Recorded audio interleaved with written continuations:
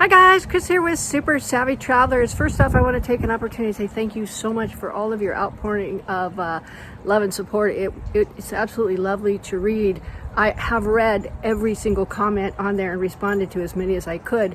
I do want to say, however, that I'm seeing a lot of assumptions made about Calabria, and honest to gosh, this wasn't at all about Calabria. It has nothing to do with Calabria, except for Calabria was unfortunate enough to be the place where this whole scenario played out. This particular situation could happen and is still happening. Wherever I go, it's going to happen because I'm visible and I'm communicating. And I have talked to a lot of people in the United States, and they've had similar situations. It is a narcissistic gang stalking scenario. It happens everywhere. Calabria was our first choice of home, and we chose it for a reason.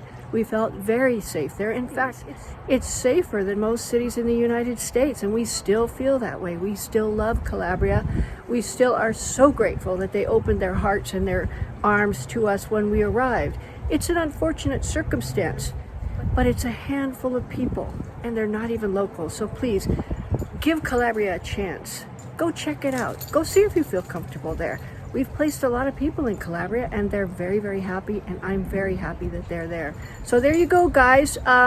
Take a second look at the video. It's very clear what's going on in it, and let's give Calabria a break, okay? They're doing great. They're actually making great strides. And in that area, my dear friend Adriano Serra is the chief of police down there. If you ever have a problem, any issue whatsoever, even you get locked out of your house, go see him, and he'll help you.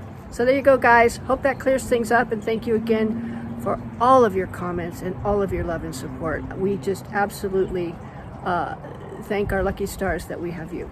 Take care, guys.